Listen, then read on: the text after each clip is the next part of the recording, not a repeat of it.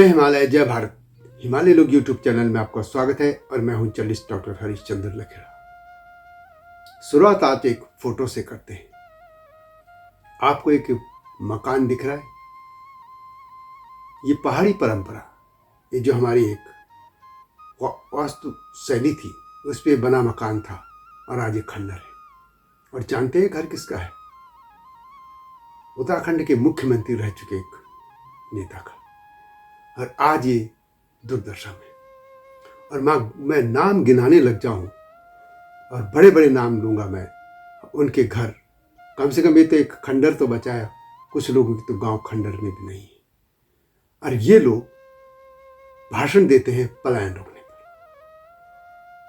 शुरुआत उत्तराखंड से ही करते हैं। उत्तराखंड के बहुत कम ऐसे मुख्यमंत्री हैं, पूर्व मुख्यमंत्री या मौजूदा मुख्यमंत्री, जो अपने पुश्तैनी गांव में जाते हैं, रहते हैं।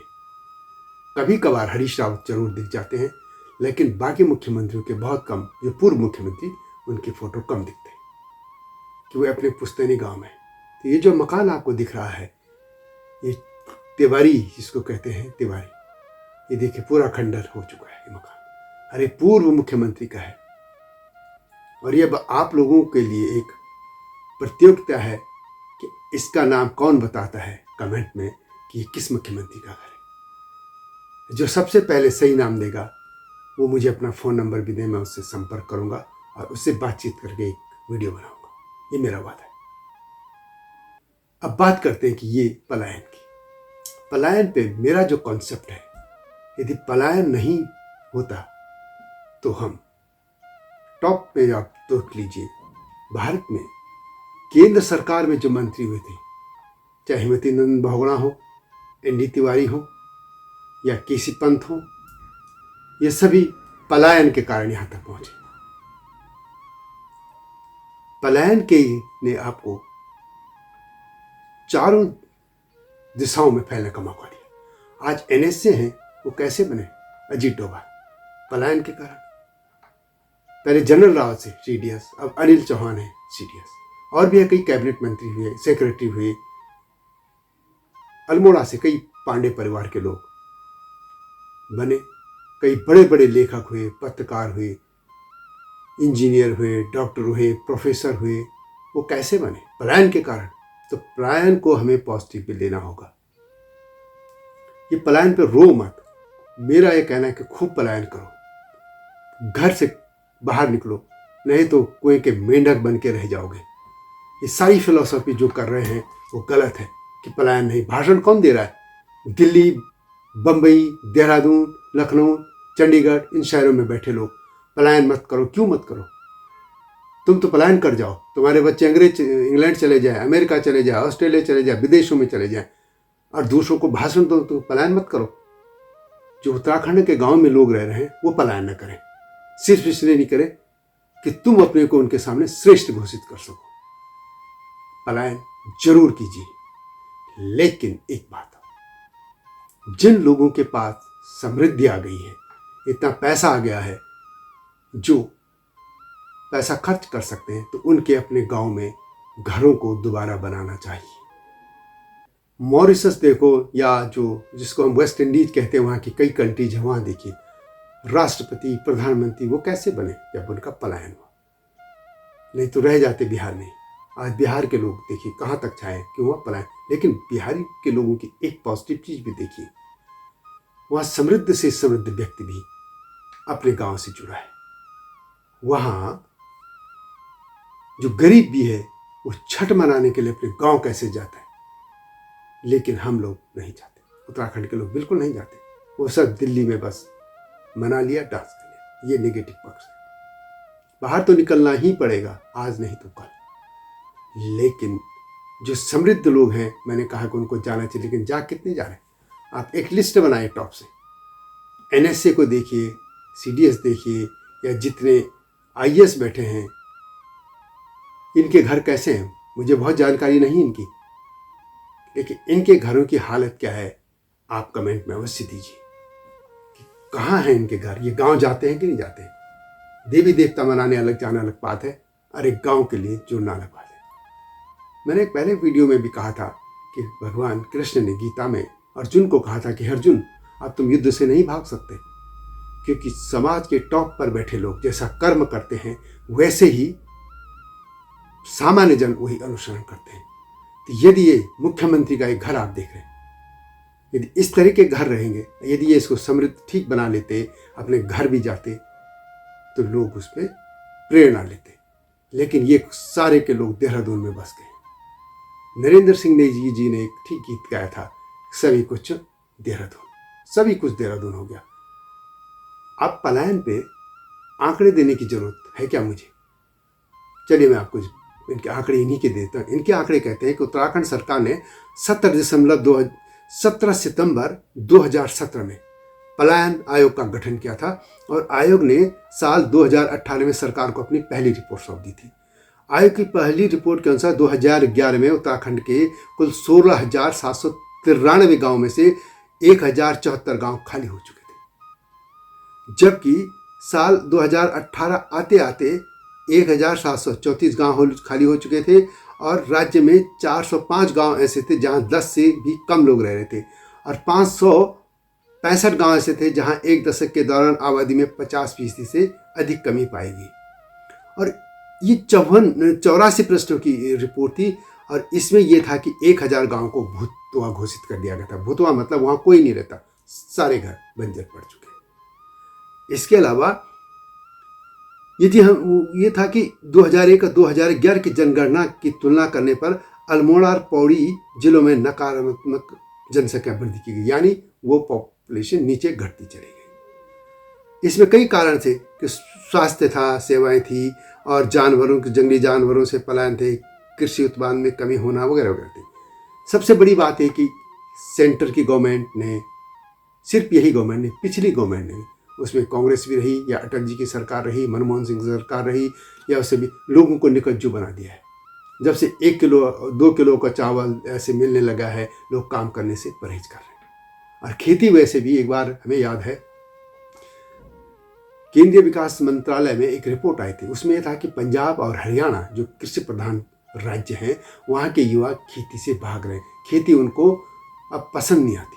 यानी ये जब यही लोग जो पूरे भारत को खाना खिला रहे हैं, ये कह सकते हैं एक हिसाब से, वही खेती नहीं होगी तो कैसे होगा?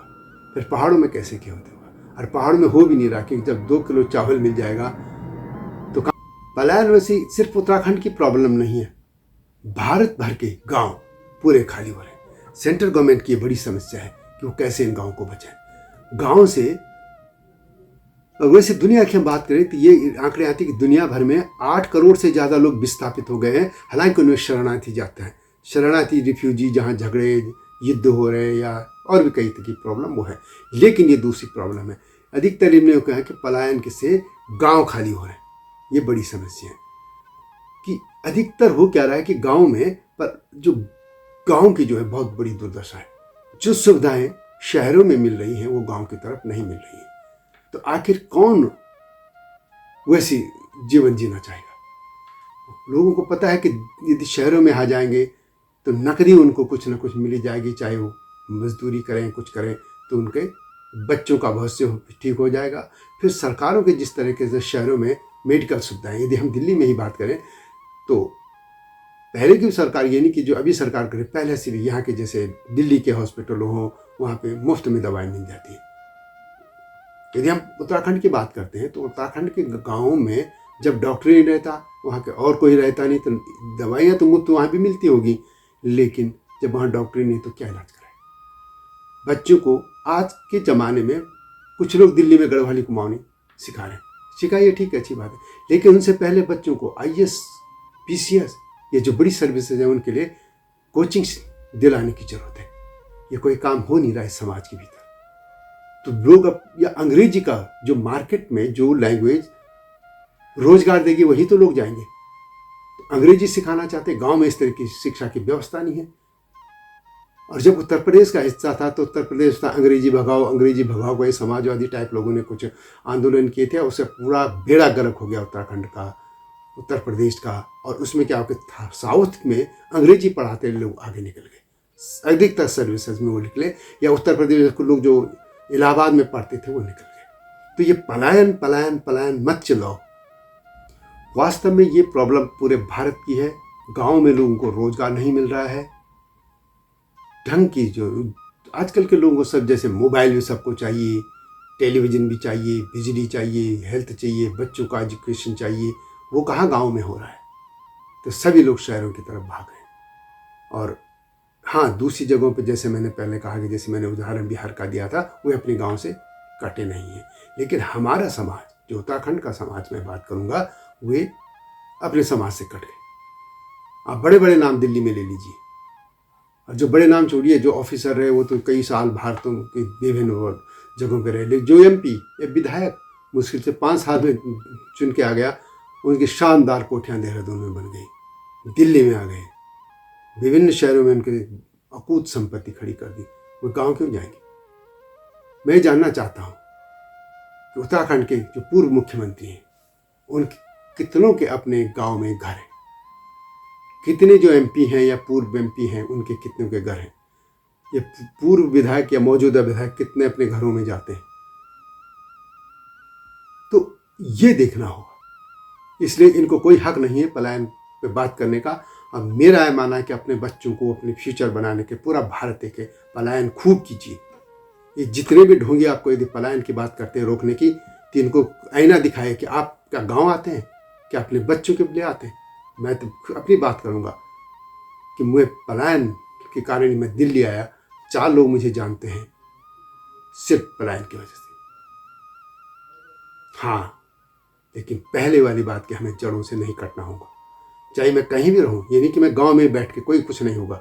यदि मैं यहाँ रह के भी अपनी बात कर रहा हूँ, अपनी संस्कृति बात कर रहा हूँ, तो मैं उनसे ज़्यादा जिम्मेदार हूँ जो गांव में रह के पूरी संस्कृति को बर्बाद कर रहे हैं। मस्त पहाड़ मस्त, ये क्या संस्कृति होगी, ये भी देख लीजिए। गांव में रहने के ये जो ये कर रहे हैं वो जिम्मेदार हैं, या शहरों में रह के जो वहाँ की चिंता कर रहे हैं। इस कॉन्सेप्ट को समझिए, और पलायन करने वाले को आप ये करारा जवाब दीजिए कि आपके बच्चे कहाँ हैं। ये देखिए, ये चित्र फिर दिखा रहा हूँ, मुख्यमंत्री का है, उत्तराखंड के पूर्व मुख्यमंत्री का, जो मुख्यमंत्री रह चुके हैं।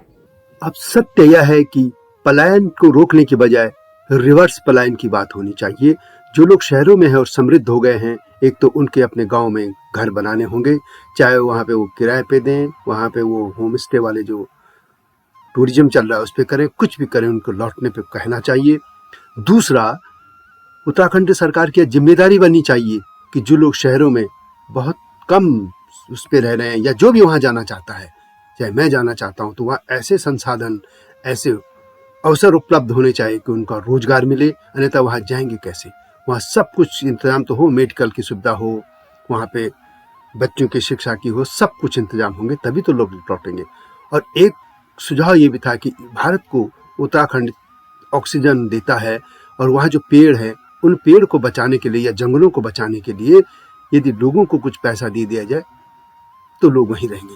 लोगों को यहाँ 20, 30, 40 हज़ार रुपये के बजाय यदि 15, 20 हज़ार या 10 हज़ार रुपये मिल जाएंगे, सरकार की तरफ से कुछ योजनाएं हो, घर में बैठ के नहीं देना, मुफ्त की बात मैं करूँगा नहीं, तो यह काम हो सकता है। परंतु उत्तराखंड सरकार को इसके लिए कुछ करना होगा।